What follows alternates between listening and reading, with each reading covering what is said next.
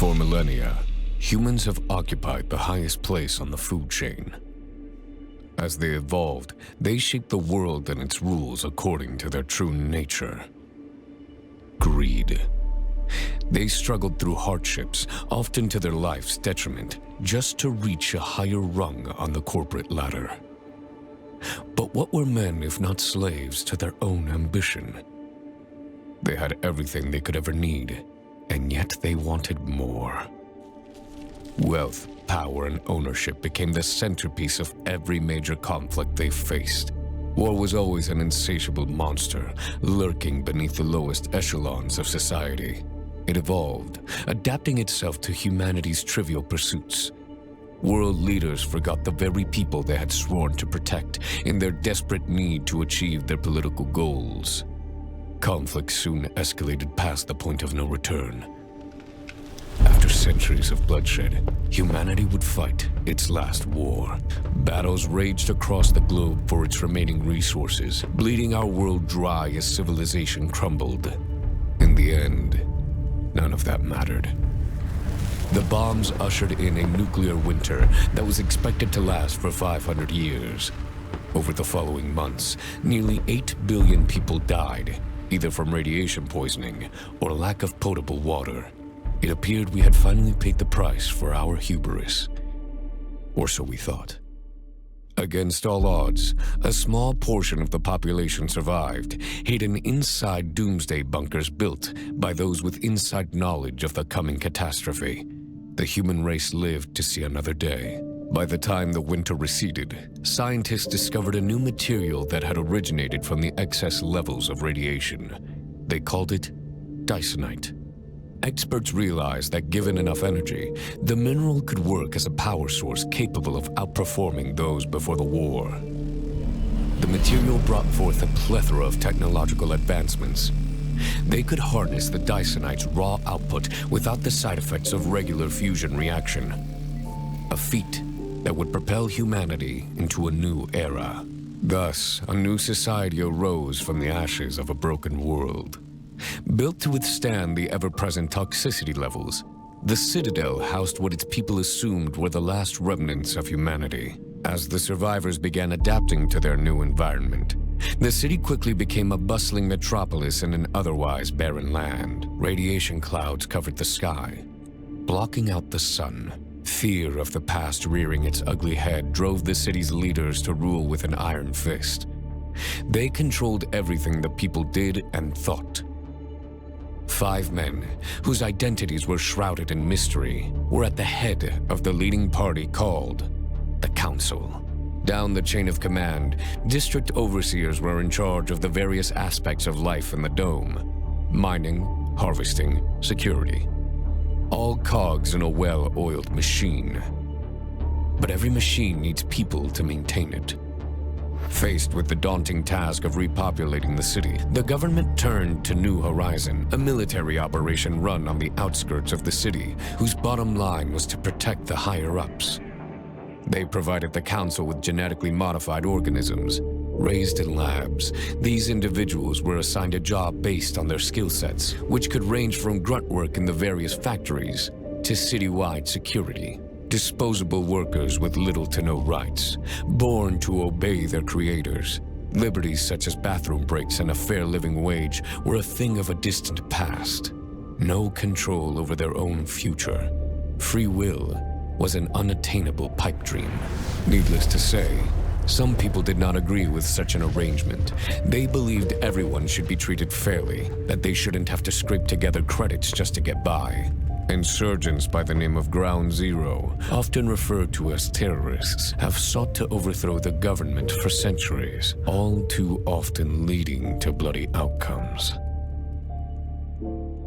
To the best of their ability, they recruited anyone with the courage to stand up against the council.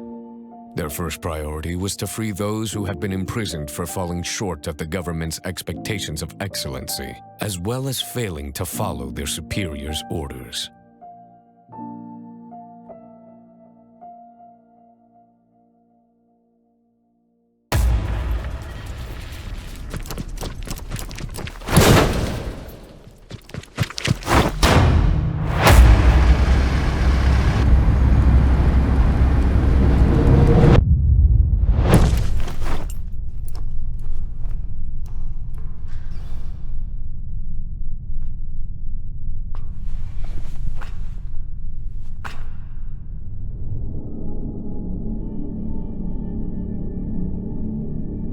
the fuck are you?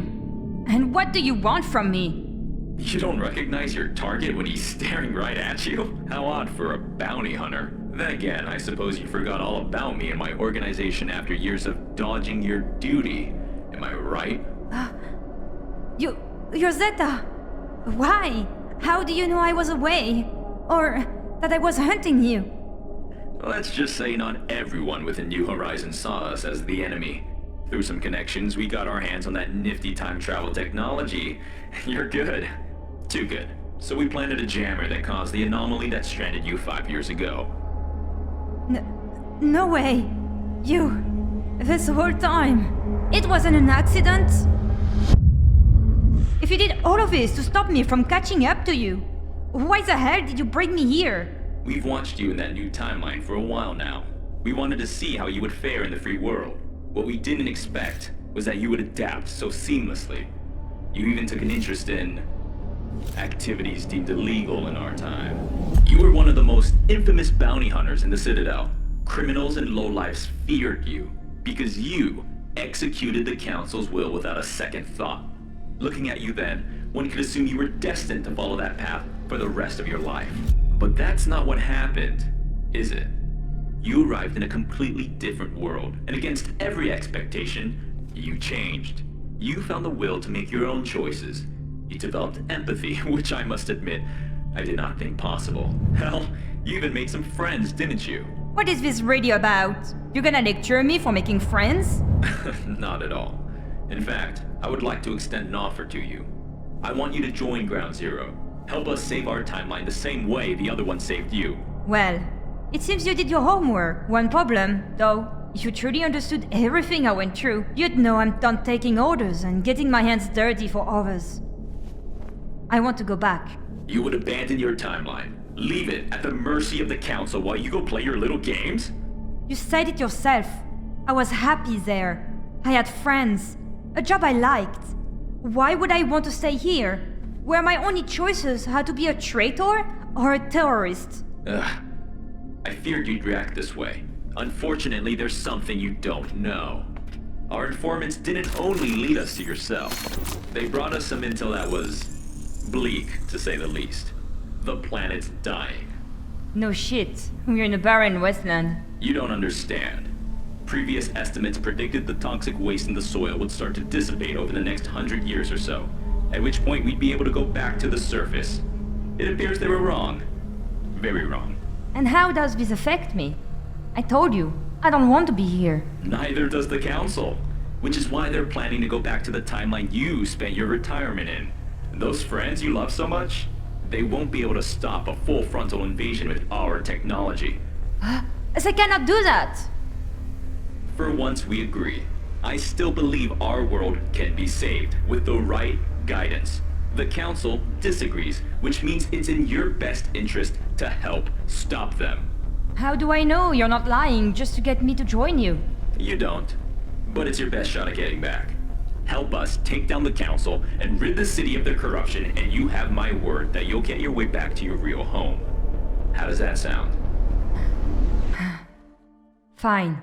You can count me in.